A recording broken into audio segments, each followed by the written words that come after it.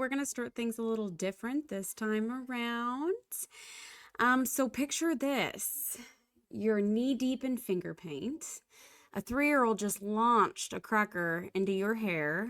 Another one screaming because, well, we actually don't know why. And someone, probably your well-meaning neighbor, says, you must have the easiest job. Easy? Yeah, sure. If juggling chaos, teaching ABCs, refereeing Lego wars, and negotiating peace treaties counts as easy, then you just about nailed it. Hi, everyone. I'm Katy Dank, and welcome back to Childcare Confidential, where we get real about the ups, downs, the messy middle of early childhood education. Today, we're talking about tantrums. Yes, those screaming, stomping, chaos-filled meltdowns, and why, believe it or not, these can actually be a superhero and superpower in disguise. So let's get one thing straight. Most people, including some parents, think tantrums are manipulative, attention-seeking, or even proof that their child or a child is spoiled. And yes, sometimes us teachers give the little eye roll too, because how could you not? But here's the truth. Tantrums are normal.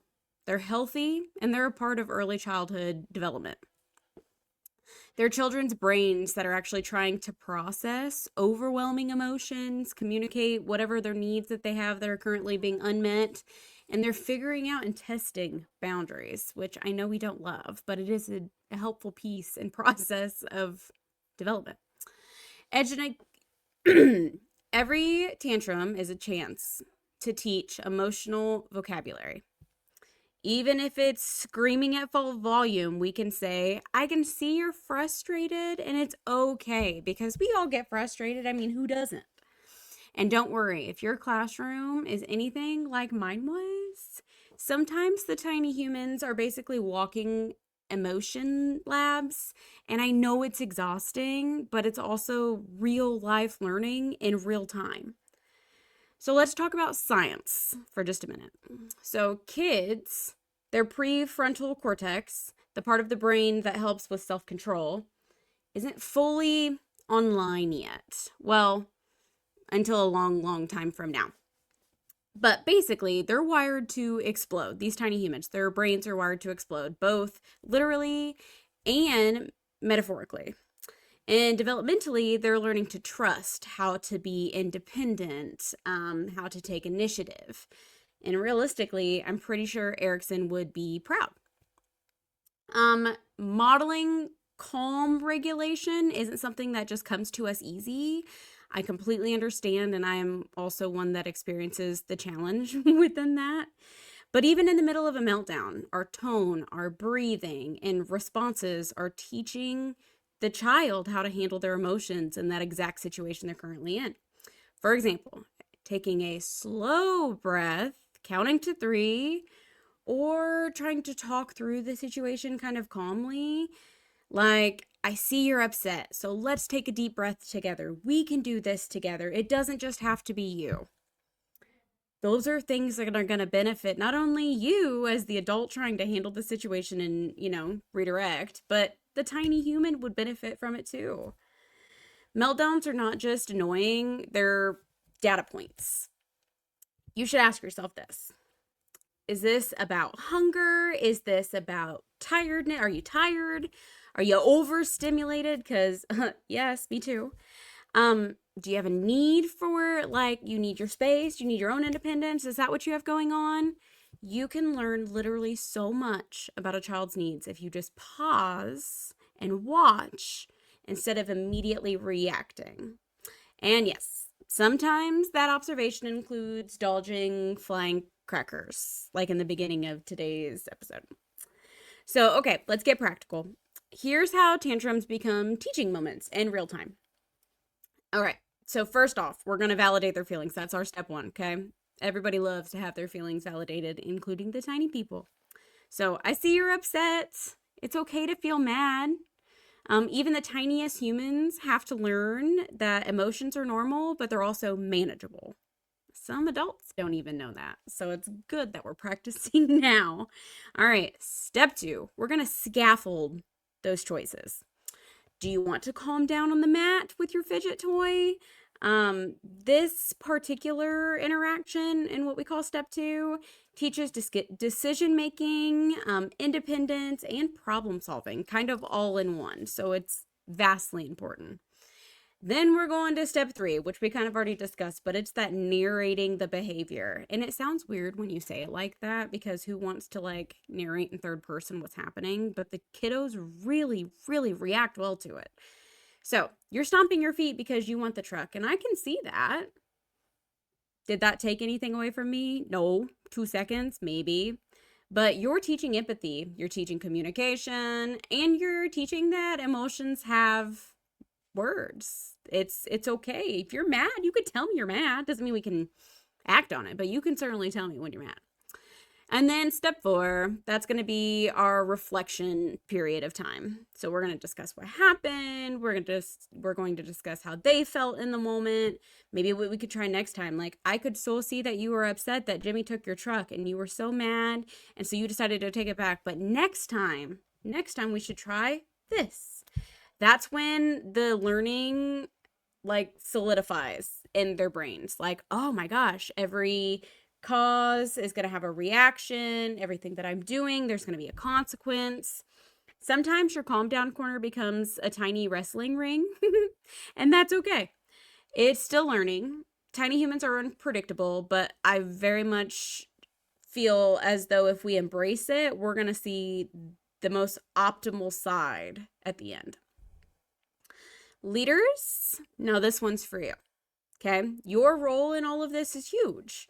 Teachers need your guidance, they need your support and modeling, and this is how we're going to do it, okay? So we're going to provide professional development focused on social emotional learning. We're going to debrief after those meltdowns. That's our reflection period. Not to criticize, not even yourself, but to reflect and strategize.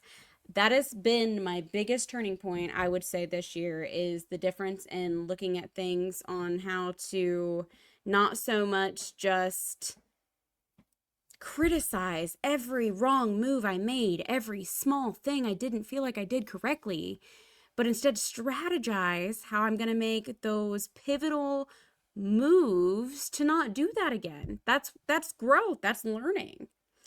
And then we're going to encourage intentional language and calm interventions in every single one of our classrooms. That's where you get your culture. That's, if you've listened to any of our podcasts, you will know that Jess and I very much are big on culture. We're big on integrity. But this is kind of why. So we're going to coach these teachers through these tantrums. And it sounds really crazy when you say it like that, because a majority of teachers too also have tiny humans themselves. So why do they need coached? Well, because if you are in the field of education and you tell me that you don't need any more education, you don't need any more training, I'm gonna call you a liar. Because in this field, we are lifelong learners for a reason, and we should be taking advantage of the fact that somebody somewhere has been through something and they can give me insight so that I don't have to have such a crappy moment when I go through it. I love that about this community and in this field. But we're going to help staff see meltdowns as data points, not a failure, okay? Model what calm, intentional, just normal intervention looks like. Model that for your teachers. Yes, I've stood in the middle of a classroom while a tiny banshee screams at the top of their lungs, and somehow I remained professional. Coffee might have helped. However, I did manage to stay pretty like woosawed, so it's impressive on my behalf, I would say. All right. There are some things that I wanted to go over more in depth, like within kind of the things that we've been talking about with this episode. I want to talk about the main points. The first one being we label the emotions, meaning like name what the child is feeling. It sounds redundant if I see a small person that's struggling because obviously they're mad. You can tell that's the emotion that they're feeling. But I'll always be like, oh, I can see that you're really mad right now. Do you want to talk about what made you mad? Do you want to go calm down for a minute and then come back and we can talk about why you were mad? Like, those are things that sometimes I feel like us as educators and even just adults fast forward and skip over, and that's not exactly beneficial for ourselves or the tiny people that we're trying to teach. The next one would be offered the choices, scaffold independence and problem solving. I can't tell you how many people or how many teachers in the field are my way or the highway, and you cannot be that. You just can't. Unfortunately, working with the tiny humans means that I have to give a plethora of options and hope that those kiddos are going to pick the best option that's possible for them. But sometimes it doesn't work out that way. And I think that all of us need to take a step back and realize that that's 100% okay. It happens. Then we're going to model the calm, right? Your calm is contagious. I heard that from Jess when I first started, but your calm is contagious. So if I walk into a chaos filled room, literally kids going crazy, nuts, there is very minimal structure happening because it's just one of those days. If I don't remain calm, I'm just going to feed off their energy and then we're all going to be losing our minds. That's not beneficial to anyone either. There's got to be at least one person in a classroom that has their head in the mindset and mentality that everything is going to be okay once they get through that next little hump, to just remain calm. And if you're not calm, so say you're a leader, right? You're a director of a school. We'll say that. You're a director of a school. And it's your job to go and help preschool D. You're supposed to go help them because they have an unruly class today. They're nuts. It's crazy. It's chaos. Yada, yada, yada. You're supposed to go help them. But you've had an off day. You didn't have coffee or whatever the case may be. Are you going to go in there when you're not calm? Absolutely not. That's not going to benefit anyone. If anything, it's going to make it harder on not only the humans, but your teacher who really needs your help. You see what I'm saying? Like, you're going to have to take a pause to make sure that your calm is contagious and that you're not just going to go in there and start being the exact same as the rest of those tiny people. Okay. We're going to observe triggers. We're going to look for developmental needs, any overstimulation, or unmet needs. If you are a leader, if you are a provider, if you are a teacher, learn how to communicate with your children and the students in your class without actually being able to use words. And I know that sounds really crazy, but we have come upon it so many times. And now it's just kind of a staple. You need to have visual cue cards if you can. Have a member of your staff, or as many as you can, really, to start learning ASL. That's huge and very, very helpful, especially in situations where kiddos just can't verbalize what they need. And then the developmental needs, in the sense of, if you see a small human who maybe is giving you more concerns that they need to talk more to their pediatrician, or maybe they'll be a candidate for, like in the state of Indiana, we have first steps. If they're going to be a candidate for that, those are always great observations to make, just to stay up in the fact that you don't know what they are or aren't going to need. But realistically, remembering your calm, remember, calm is contagious. As soon as you remember that, even the kiddos that are the most challenging to work with and work through things with, I promise you, if you are able to manage to remain calm, it's going to benefit you and everyone else in your building so much more. Next time a meltdown happens, pause. I have been doing this so many times here lately, and it has been a game changer.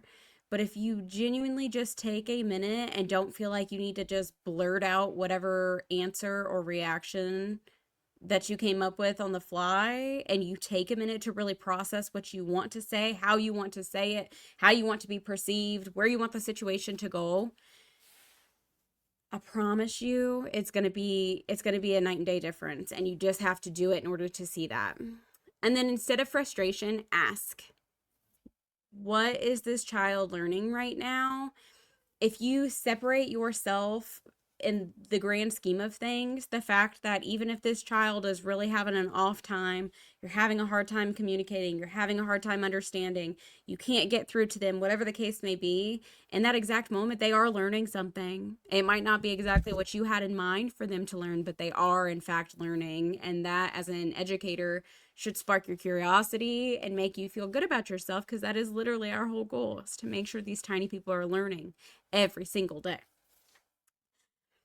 And I do want to hear from you. Jess and I would love that. I want to hear your funniest, craziest, most successful, or even unsuccessful tantrum stories. Send them in, and maybe I will get a chance to feature them in our next episode. I do want to end today's little conversation on a side note. Remember, chaos is temporary, learning is forever, and you are making a real difference every single day. I promise you, you are. It's hard to see from our side of things sometimes, but you really are making the biggest difference, and these tiny people couldn't do it without us. And I hope every person in our field always remembers that. Again, my name is Katy Dink. I'm with Childcare Confidential. I'm so glad that you guys listened. Please don't forget to share, like, subscribe, continue following us on this journey. We have some really cool stuff coming around the bend. Stay calm, reflective, keep embracing your little superpowers, regardless of how small they may seem. You will benefit from them. Until next time, we will see you then. Bye-bye.